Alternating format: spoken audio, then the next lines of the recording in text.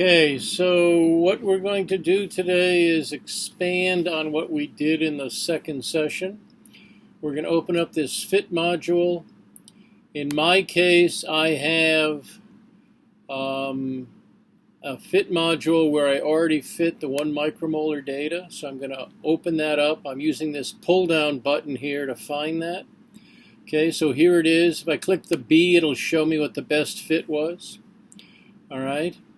What I want to do is I want to add more data sets. So I'm going to add the 2 micromolar data set, the 4 micromolar, and the 8 micromolar data set. Okay, so this one over here I have to put 2 e to the minus 6. This one I have to put 4 e to the minus 6. And this one I have to put 8 e to the minus 6.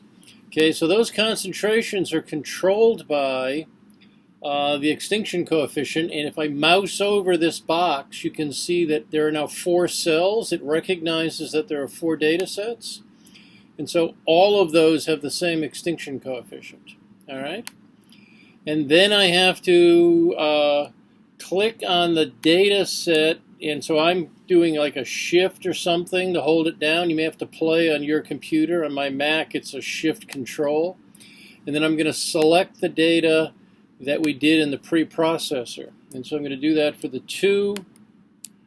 I'm going to do that for the 4. And I'm going to do that for the 8. Okay, so I'm doing this copy from the scans chosen in the preprocessor.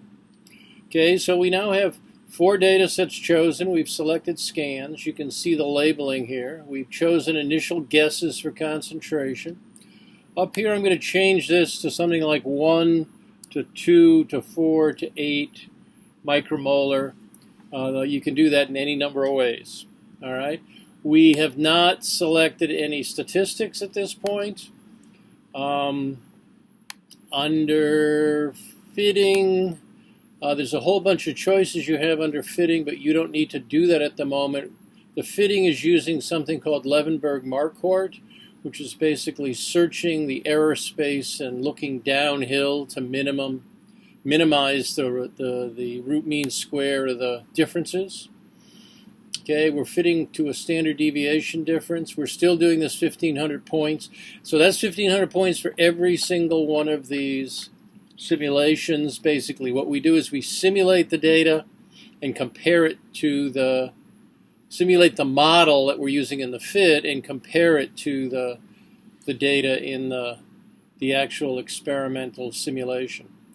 Okay, and so that's what you need to do. And then I'm just going to start this, and it's going to open up a window, but now there'll be 4 data sets. And so you can see 1, 2, 4, 8. The scales are different. You see this is around 0.1, 0.2, 0.4, and this is up around 0.8. So the scaling difference is due to the fact that we have more concentration. The noise is approximately the same, so it looks smaller. It's not actually. You can see the standard deviation is around 6 e to the minus 3. That's because it's fitting over multiple data sets. I think we used 5 micromolar for a few of these and 3 micromolar for one, so we're getting an average here. The S value came back real close to 5.8, and then we got 1, 2, 4, 8 for the concentration. So this is perfect data, and that's why it gives you a really good fit when you jointly fit all the data.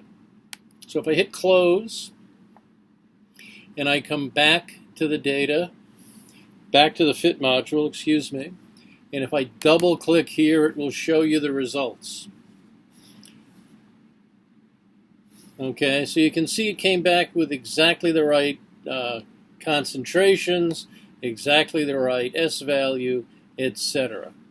Okay, now we want to do something that's a little bit more complicated, and so I'm going to cancel this. It may ask me, do I want to save it? Then I'm going to come over here to the model editor, and I'm going to, let's put this, make sure this is in the viewing screen, and I'm going to create a new model. And I want the new model to be A+Ks. And so this is going to be a model that has concentration dependence. And so under species, I'm going to have one species. Notice this still says molecular weight, S, density increment, the buoyancy term, extinction coefficient. Under molecular parameters here, I want to come down and I want to click this box for Ks. And then when I go back to species, Ks has been added to the list. Okay, so this will allow us to introduce some concentration dependence. And I think that's all we need. The limits here for the moment are okay. Often the limit for Ks, you don't want it to go to 0 per se. You want it to go to some small number. I'm going to give it e to the -8 just to give it a small number. Sometimes when parameters go to 0, it crashes the program. So I'm going to say store and exit. Okay, and then I'm going to come back into the fit processor.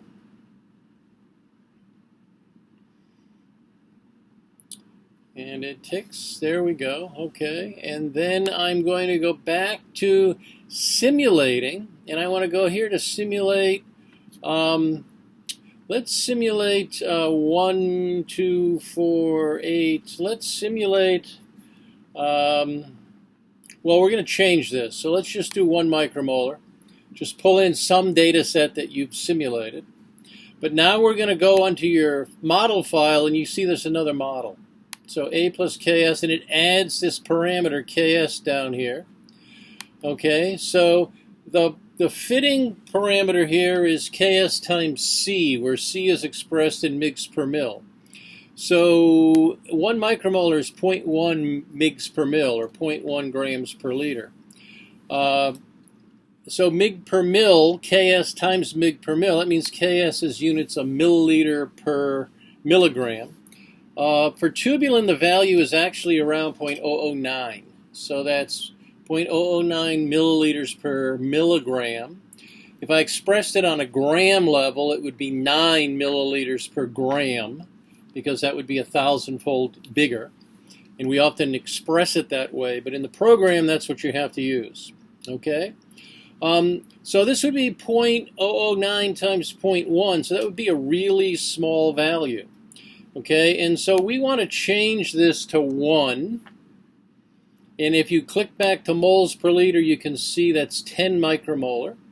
So I'm going to change this to 10 micromolar, and I'm going to say plus 9 milliliters per gram per gram. There we go. Ks.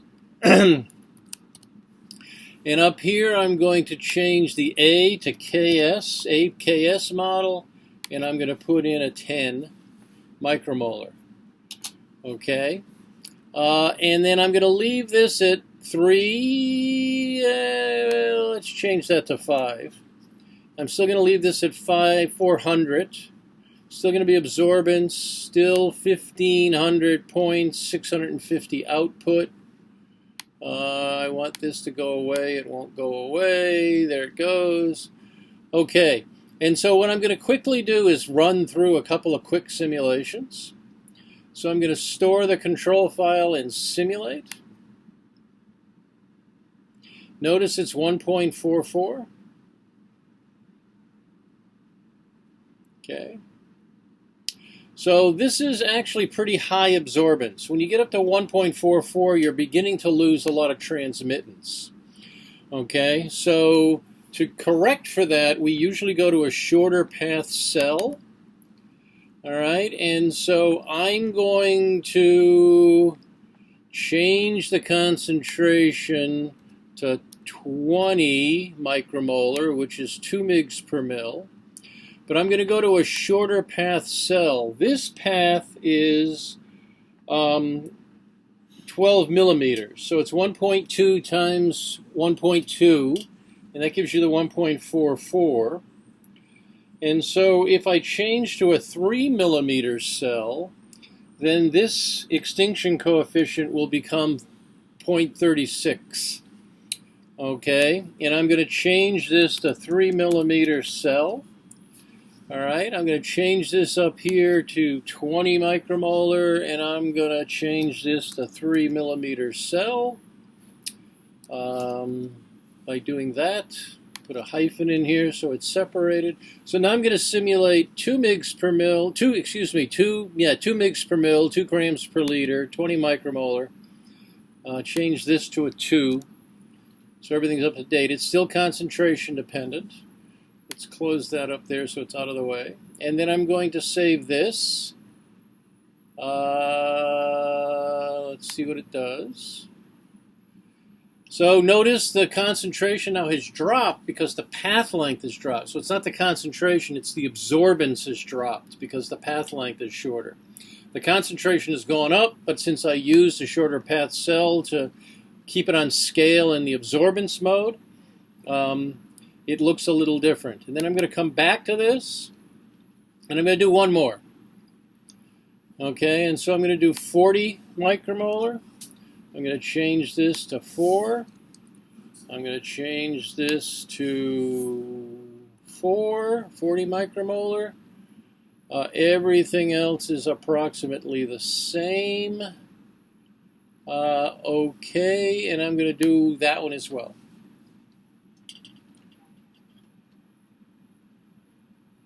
Okay, when this is complete, we're going to quickly go into the preprocessor. Just make sure everything is okay. Choose some scans.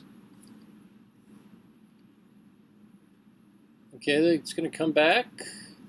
I'm going to close this without even opening it. I'm going to go to the preprocessor. I'm going to choose SIM. And now I have some extra data sets in here. So I've got 10 micromolar data. There it is. I want to come up here and I'm going to do the same sort of thing, 60 to 200. Say OK. I've got to drag this into my viewing box, sorry. So I'm going to drag this so you guys can see it. So I chose SIM and I chose the first data set. Let's change this to 1.5 OD and there it is. You can see this is still a little bit too low here. So I want to change that. I can actually write down here to fix that. I'm going to change that to 0.5 and see how I moved it in a little bit. I can change this one here a little bit to 5.93 and that moves this so it's in the plateau region, the flat region here. Okay, and I'm going to say store and then I'm going to choose the 20 micromolar data. I'm going to come up here and choose 60, tab 200. I'm going to say OK. I'm going to change this to 1 OD. And I'm going to make the same sorts of changes. I'm going to change this to 3. I'm going to change this to 0.5 so that the fit region is from flat to sort of a flat region. I'm going to save that. Then I'm going to do the 4. I'm again going to select scan, 60, tab 200. I'm going to say OK. I'm going to change this to 1.5. I'm not sure where it needs to be. There it is. OK, and I'm going to do the same thing. I'm going to change this to something like 9.3. I'm going to change this to 7.05. Okay, so I could also have done that by clicking range and then click and hold and then drag. And I'm going to say right. Okay, so then I'm going to come back to the fit window.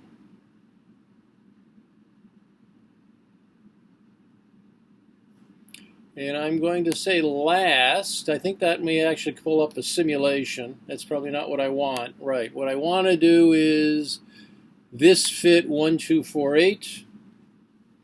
Okay, I'm going to erase this last one. So click on it and then hit delete. Oh, it won't delete it. Huh. Well, we may have to... Why is that not deleting it? Command delete, Control delete. Oh, there we go. And then I'm going to pull in the other data sets. I'm going to pull in the 10, the 20, and the 40. These are going to be off by a lot in concentration, but first let's select the same scans. 1, 2, 3. Select scans. 1, 2, 3. Select scans. 1, 2, 3. Okay. This is 0.36. So I got to fix that. Cell 1 is actually 1.44. Cell 2 is 0.36. And cell 3 is 0.36. So you can see here that it's got a different extinction for each cell. Okay, and then I'm going to change this to 10, 20, 40. I'm going to erase the 8, and I'm going to change that to a A+Ks model. Okay, and then I'm actually going to bring in the A+Ks model so that I can add 0.009 here. And then I want to write cancel. I want to click on it so it changes it.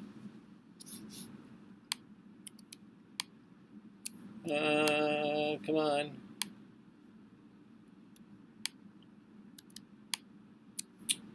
Goodness. It won't let me change the color. What's going on here?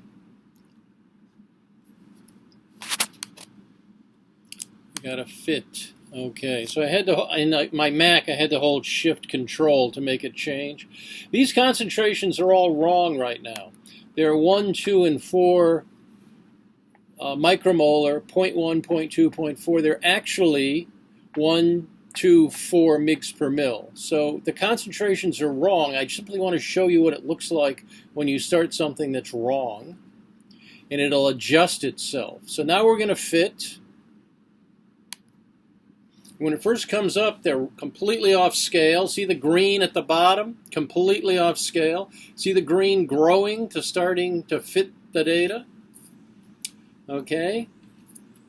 And now it's going to try to adjust. It's actually having a little trouble here. Notice the S value is wrong, and it went through a high value, but now it's homing in on 5.8.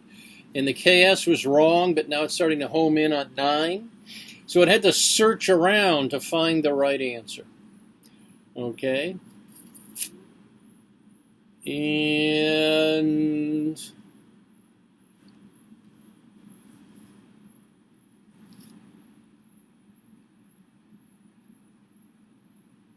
let's see.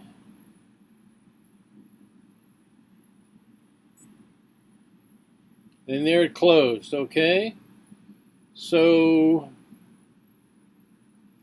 the RMS, notice, is 7.07. Because these are difference curves, it's the noise goes up by the square root of 2. So this is the square root of 2 times 5. That's why you get 7.07, 10 to the minus 3. The S value is really good, although notice it's not as close as it was before. The KS value is really good. And so we can close this. Excuse me. And I'll double click just to show you what the results look like in this window. You can see that the concentrations are really close, although again, they seem to deviate a little more than they did the last time. Okay, so I'm going to stop there and save this, and then we'll talk during the session by Skype.